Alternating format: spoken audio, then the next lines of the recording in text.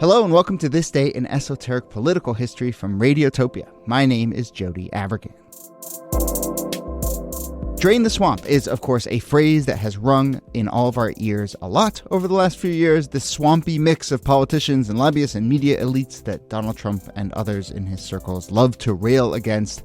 That's one swamp, but there is also another swamp, the actual swamp that Washington, D.C. is said to have been built on.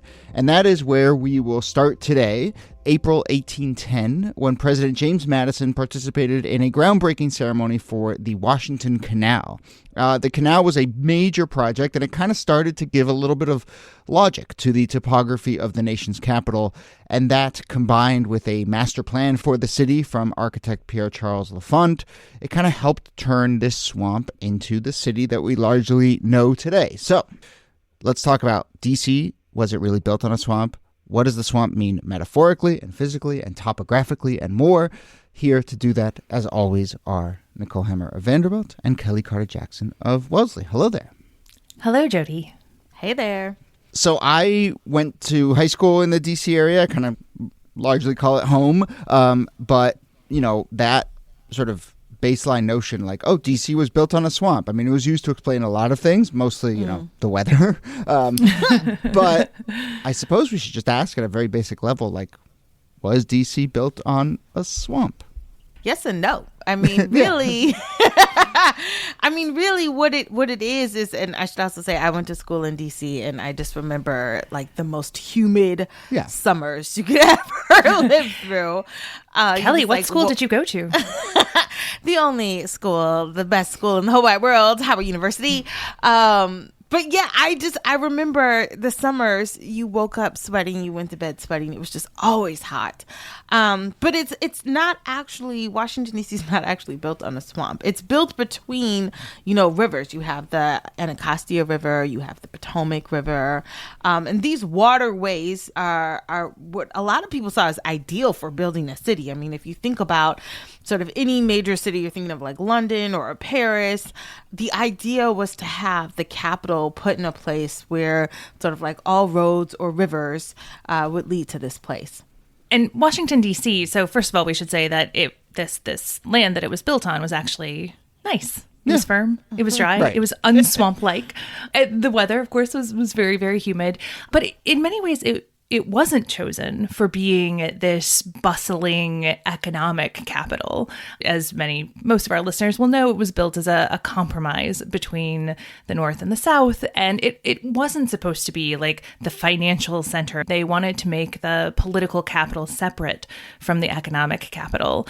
So it's kind of deliberately chosen as a place that's on these rivers and near the ocean, but the rivers don't really go anywhere, and it's not this traffic hub.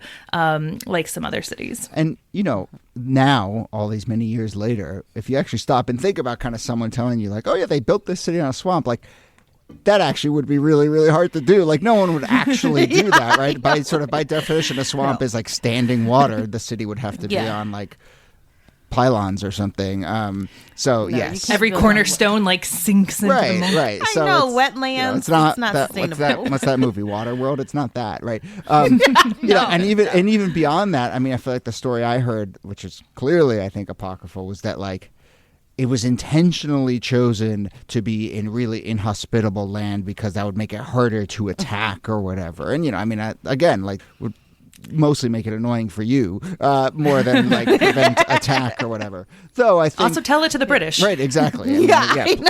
People found the way to attack it anyway. But it's so funny that those were kind of two like apocryphal things that just like growing up in DC you heard about. But I do think they come from two very clear facts, which we've already mentioned, which is it is very hot, it's very humid, but everywhere south of Maryland is that way. And I've lived further south than DC and have experienced a level like when I lived in Savannah, Georgia, and I was like, oh, this is really humid compared to DC. So it's just kind of like the further south you go and the further along the eastern seaboard, like it's going to get more humid.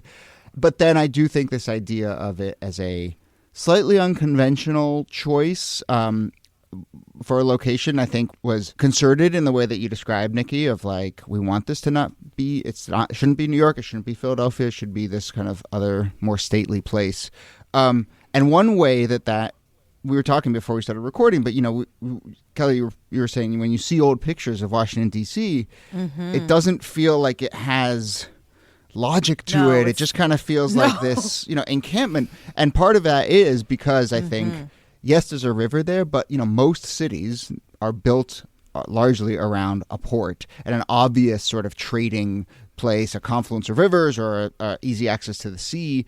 And DC has some water, but it's not like it was a major intersection of rivers or a major trading port. And I think that influences the way that the city got built out because, most cities, they kind of grow from around the port and they build out from there. And you kind of, even early pictures, you get a sense of like, oh, that's the port, that's the center, and that was the oldest part of the city, and then it moved from there. No, you look at old pictures in the 19th century, and city is kind of misleading because when you think of like New York City or when you think of Philadelphia, you think of these highly densely populated places with lots of buildings. But aside from like your major, institutions like the White House or the Capitol, DC's kind of sparse. There are not a lot of houses there. It's still somewhat agricultural when you think about it as a space. It's not sort of the city where you could look back and sort of like pinpoint all of these different landmarks and things of that nature. That comes much later. But yeah, DC was not popping. It was not sort of the place to be. And this canal was supposed to be part of the solution to that, that you could build these canals, which were kind of the railways of the late 18th, early 19th century, and that would allow, commerce to come in. It would make it a prettier sort of quasi-European city, and this would be an attraction for people to come to DC. It would help to turn it into more of a city, and it could potentially give it a little more structure, right? That the canals would create kind of the body of the structure of the city. The problem was that it wasn't a city. Again, it wasn't a port city, and it wasn't on like a river like the Mississippi, or it wasn't near the Great Lakes. And so even when you build the canals, the tide is making it too little water at low tide and threatening to flood the city at high tide. So they're not as effective as they were dreamt to be. No, the canals are not. The canals opened in 1815, and essentially they are not deep enough and there's not enough flow, just like Niki said. And so they really kind of become dumping grounds, which is gross. They basically become open sewers. That's what they become for the city. And if you can imagine, in the 19th century, there is dead animals, dead bodies, sewage, everything you can imagine. I'm sure when it rains, it's gross. And that's kind of what these canals do. So they really need to be perfected in order for the city to be livable, because that's an easy way also for disease to spread. It's not great.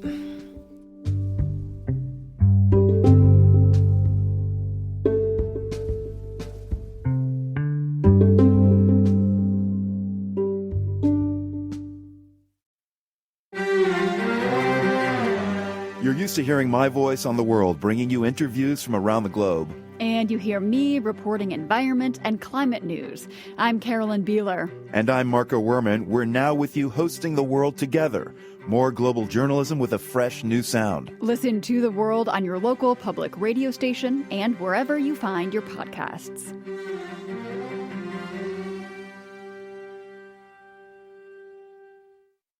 I mean, there's a bigger story there of when the kind of slums that basically arise around these canals, they get demolished and moved out, and that's where you end up with having a lot of displacement, and a lot of the sort of, poorer parts of DC can trace their roots to that moment into the, from the mid 1800s and into the 1920s and 30s. So yeah, it's all connected to this idea that like we're going to make these canals, and then they just kind of backfired in a way. But what is your sense of why it's kind of like they chose DC, but then just like tried to make it something that it was never going to be, right? And so they've tried to put in canals. They try and I do think like this idea of it being a stately European city is a really big factor here. But what is your sense of why they were so insistent on kind of remaking it an image that it wasn't really intended to ever be? I mean, this is the founding generation, right? Like they were... obviously the U.S. was built in a revolution against the British Empire, and yet this obsession with both the classical Greek and Roman architecture, but also with these European cities, was something that would inflect the architecture. It would inflect the form of government that the United States was creating, because there was this sense that, particularly, like, the Greeks and the Romans got it right. So that's why you have that classical architecture all over the city. That's why it's eventually laid out in this kind of like formalized grid-like pattern. And that's why the canals, because you're calling back to everything from Roman aqueducts to, as Kellie said at the beginning, the capitals of Paris, and bringing a little bit of that sophistication to Washington, D.C., attempting to. I can't imagine Washington, D.C. as like a Venice. You know what I mean? Like, I'm trying to think of it as like a place that's like full of canals. There's, a legend that like John Adams used to like swim in the canals behind the White House, which is like, I don't know if I want to get in that water, but like, I think it's tough for us to imagine just what that layout would look like then. Now it makes sense, because we can look at DC and you can see all of like the federal buildings and the white, pillars and all of that stuff. That makes sense. But, 200 years ago, no way. Yeah. But, even now, I mean, just like, I don't know. Does New York make sense? I don't know. But like, you look at DC like topographically, and, even having kind of lived there for a long time, it's just tough because of the way the Potomac River sort of splits it and branches off, and so that Northwest is like, it's divided into these so-called quadrants, but they're like of radically different sizes, and they're like weird shapes, and and so there hasn't been a ton of logic, I think, from the beginning, except. Right, I mentioned L'Enfant, and I suppose we should do a full episode on him, because that plan is really amazing. But you grew up in DC, you visit DC. I feel like the thing that they talk about more than almost anything is like this was one of the first cities that was really given a master plan by this brilliant city planner, L'Enfant, and he kind of gave logic to the city as best he could, in that he created this system of numbered streets. First Street, Second Street, Third Street, and then, of course, he gave it this system of lettered streets that cross in the other direction, A, B, C, D, E, so forth. And then, of course, he decided to screw it all up by putting all these random diagonal lines on top of it. Just cutting through with random streets. Yeah. I lived in a lot of places while I was in graduate school and doing research, and I would go to a new city, and I would go for a run, and DC is the only place where I got hopelessly lost when I went out on that first run, because I was like, wait, I'm on the right street, and I didn't understand like the quadrant system. And anyway, it was supposed to be a 20-minute jog, and it lasted a lot longer. But it is literally like, you look at a photo, it's like, it's a perfect grid system with, it looks like someone dropped pickup sticks all over it or something, right? And it's just like random things, and so it's like, you were so close. But maybe we can do something about that too, because you know how there's no J Street in DC? Kellie, did you hear about this? Yeah, there's no J Street in DC, and there's K. Right, there's I. It goes from I Street to K Street, and talk about apocryphal stories. Growing up, the thing I always heard was, there's no J Street because like he had a scorned lover whose name started with J or something like that, And then there's also like rumors that he had a rivalry with John Jay or something, and he and it's actually a much more mundane reason, which is that an I and a J look a lot alike, and so there just would have been a lot of confusion on the street signs. But I that's wild. Scorned now I never paid story. attention to that. I always thought, and maybe this is another episode, like the street names that are after states. So you have like Georgia Avenue, Florida Avenue, like all of that. But not all 50 states have, street names. But all the states are largely represented in, I think, they're not 50. Well, actually, I don't know. We should fact check that. Because I'm like, there's no Alaska Street. Oh, yeah, there is. Like, maybe I missed it. Yeah, there is. Yeah, I think they started, as states, we'll put this in the actual episode. I think they add them as states got added. So I think there were the original ones, and then they find ways to add them. But there's definitely an Alaska Street I've driven on. There's a Utah Street. I think every state is represented. You get senators and you get a street. Right, exactly. I know, right? And of course, DC doesn't even get a street over itself. It's not a fucking state. Anyway, that's a whole other thing.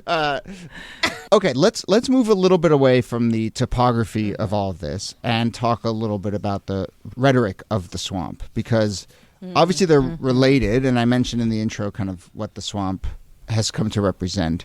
But I'm curious how much like the rhetoric of the swamp maybe colors people's. At this point, it's reversed itself, and that the rhetoric of the swamp sort of makes people think DC was built on a swamp, or sort of gives it a color of the sort of what the topography is. It's kind of flowing in the other direction, maybe. You know, when I think of like draining the swamp and how a lot of politicians have used that language to describe the city, I've always thought of it along the same lines of like Chicago and the Windy City. Like, you know, it's not actually, well, it kind of is, but the whole point is a reference on politics and like the political shifting terrain that is Chicago and the machine in Chicago, political machines.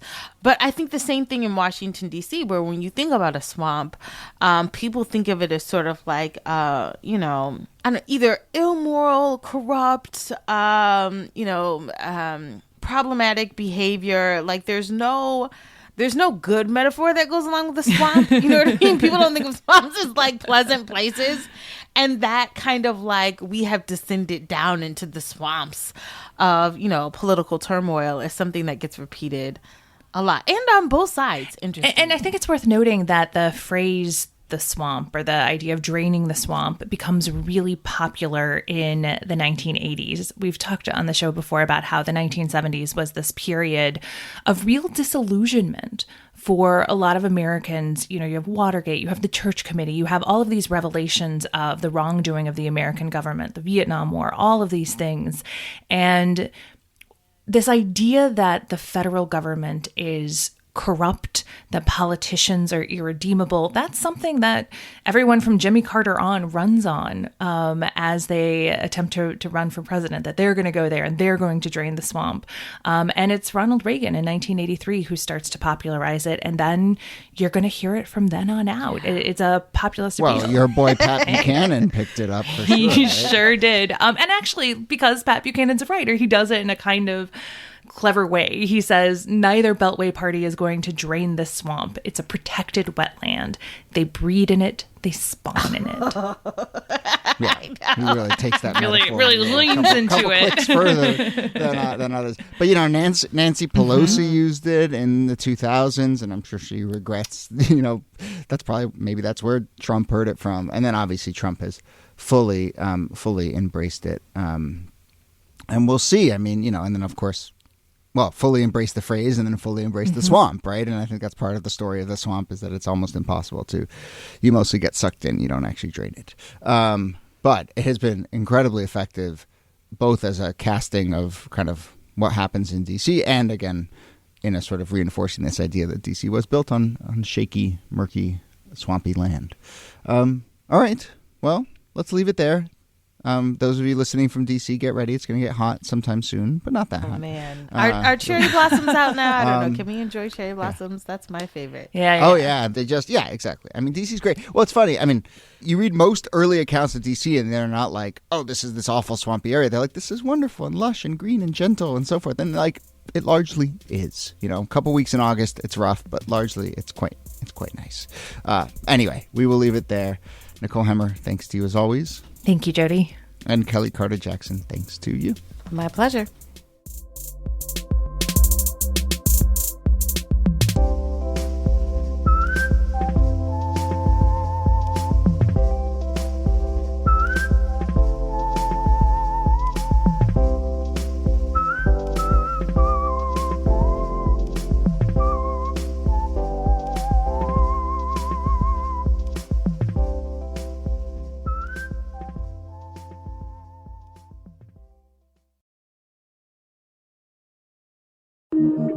Radiotopia.